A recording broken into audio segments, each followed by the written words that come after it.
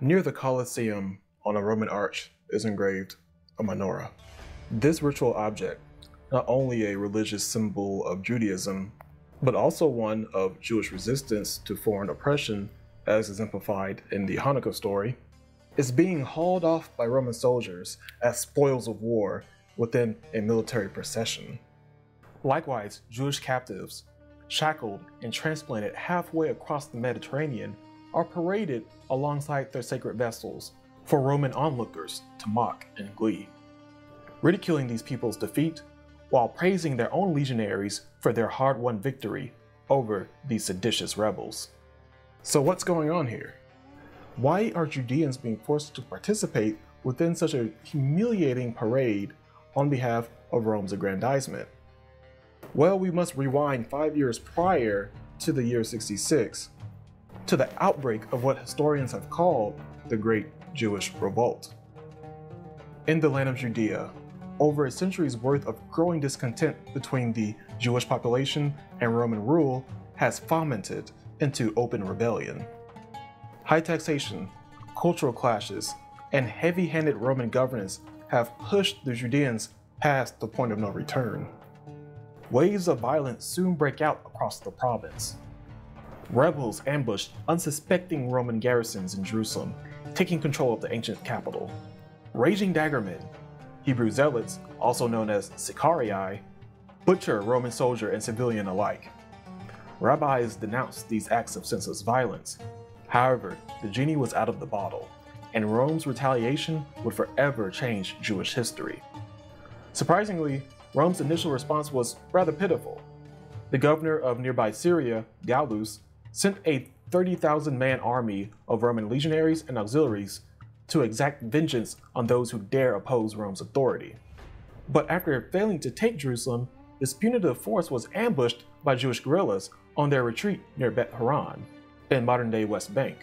The rebels had unexpectedly inflicted upon Rome one of its most embarrassing defeats in history.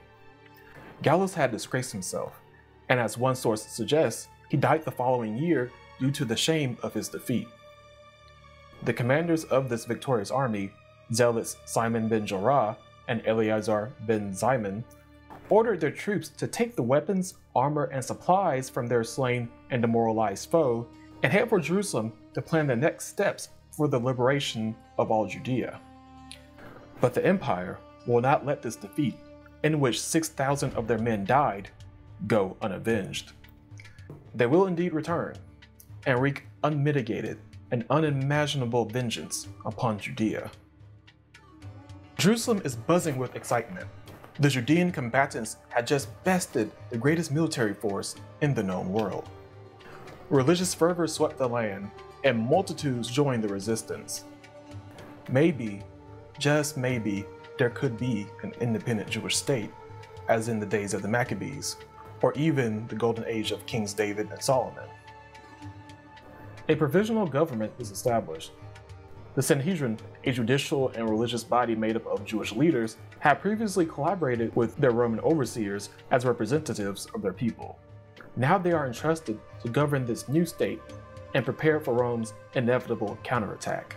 These are the leading functionaries of this new government: the head of the Sanhedrin, Simeon ben Gamliel, the high priest, Ananus ben Hananus, and a local leader, Joseph ben Gurion, whose surname the first prime minister of Israel, David Groom, took inspiration, appropriating the name of his historical hero.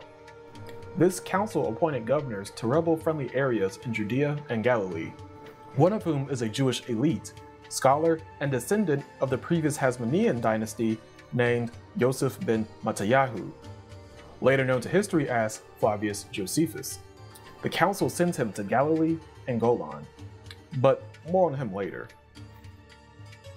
Although this New Jerusalem government wields much authority and delegatory powers, even minting silver coins, they nevertheless must negotiate with the Zealots, who are a major faction within the city. Friction soon occurs.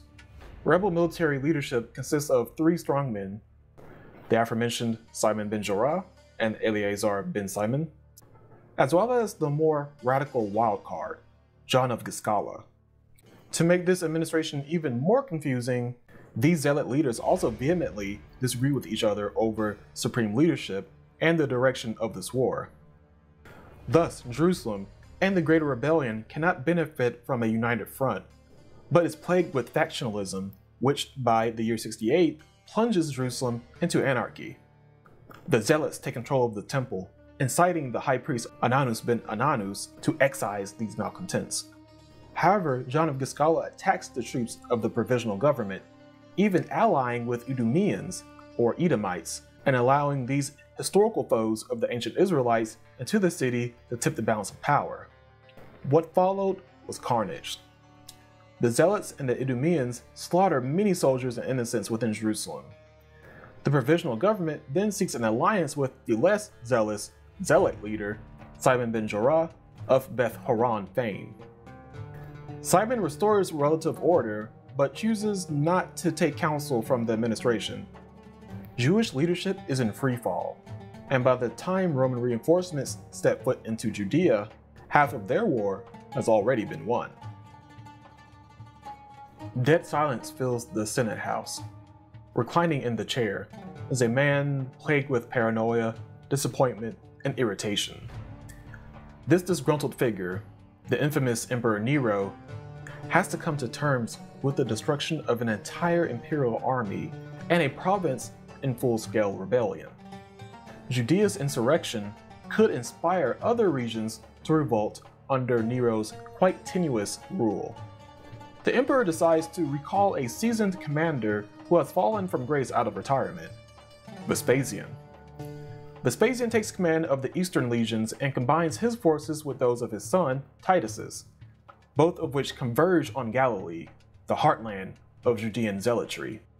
With 60,000 Roman and auxiliary troops in the region, Vespasian unleashes a hellish, punitive campaign on the local Jewish population. Before this massacre concludes, Vespasian would kill and enslave up to 100,000 Jewish combatants and civilians. The Romans blitz the landscape, capturing several key rebel strongholds in Galilee, then begin besieging Jotapata, modern-day Yotfat. The commander of the city is the Judean nobleman Josephus, who was sent by the provisional government to help defend Galilee. But after 47 days of relentless attacking and brutal siege warfare, Jotapata finally falls to Vespasian. Tens of thousands of the city's inhabitants were reportedly killed or sent into slavery. Although many of the rebel troops choose to take their own lives, Josephus surrenders himself to the Romans without taking the drastic measures of his compatriots. When face to face with Vespasian, the bound Josephus utters something that took the general by surprise. Josephus foretells that one day, this aged commander, of no royal blood, would become emperor. This prophecy intrigues Vespasian. He keeps Josephus within his entourage as an advisor and mediator between the Romans and the Jewish rebels. Josephus is our main source for this war, and the wider socio-political makeup of 1st century Judea, all of which are recorded in his book, The Jewish Wars. His other books include an ethnography called The Jewish Antiquities, a polemical defense of the Jewish people and their traditions titled Against Apion, and his autobiography, The Life of Flavius Josephus. Vespasian and his son Titus established their headquarters in Caesarea and continued to reconquer Jewish strongholds along the Levantine coast. Now with Galilee and the coastal cities pacified, the Romans set their eyes on the grand prize, Jerusalem. The city was built as an impregnable fortress, and it would take many grueling months, if not years, to reconquer this ancient stronghold. As Vespasian is recapturing cities in Judea proper, tightening his grip around Jerusalem, interesting reports come trickling in from Rome. The Senate has turned against Nero, and the emperor now lays dead. And what is more troubling for the fate of the empire is that Nero left no successor. So similar to Judea, the empire is now experiencing its own version of political upheaval and anarchy. Several generals take up arms to fill the power vacuum, including Vespasian himself, throwing his own hat in the ring, possibly thinking of Josephus' prophecy. And as it turns out, the Jewish commander was right. Vespasian indeed won his bid to become emperor and created a new dynasty, the Flavians. However, for the Romans, Jerusalem and much of Judea still needs to be pacified. there's a war still going on. As Vespasian fights in the civil war to become emperor, his son Titus takes command of his armies in Judea. Titus continues capturing and devastating Judean towns and villages, which causes droves of refugees to seek sanctuary in Jerusalem. On top of the refugee crisis, the leadership within the city is still in disarray. Fleeing from Galilee with many other displaced Galileans, John of Giscala and his zealots head for Jerusalem as well. But in doing so, his faction clashes with the high priest and the provisional government, as well as the other zealot leader, Eleazar ben Simon. Jerusalem thus becomes a crucible of civil strife, hunger, and overpopulation. Again, this chaos played to the advantage of the Romans and their military doctrine of divide and conquer. Only a few days before Passover, the siege of Jerusalem has commenced. Like, comment, share, subscribe. See you next time.